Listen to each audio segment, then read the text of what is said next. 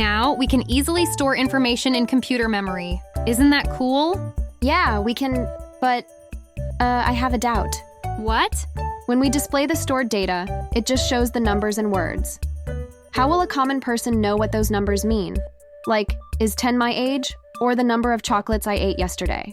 That's true. We get it because we're doing the coding. But how can others know? Let's go to our teacher.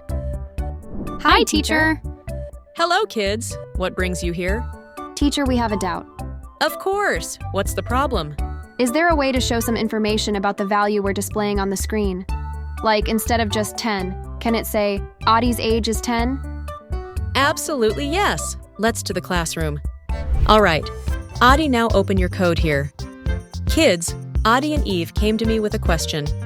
When we display data, it only shows the values. How can someone understand what the data is about? Does anyone know how to solve this problem? Okay, then look at this. This is Aadi's data. Now I'll make some small changes, and this code will become more user-friendly.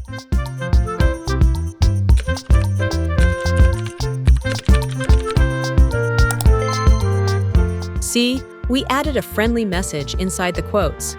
When we run this, whatever is in the quotes shows up exactly like that on the screen, followed by the variable's value. The comma is like a friendly connector between the message and the data. That's awesome! Can we make the whole code friendly? Of course! Here's the code.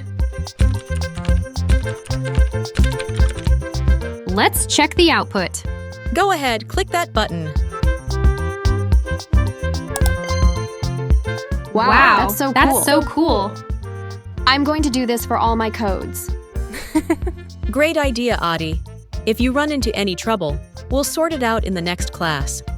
Until then, you all create your own data and add interesting info to it. And that's how Aadi and his friends made their code easy for everyone to understand. By adding simple messages, they made the computer's output as friendly as talking to a friend.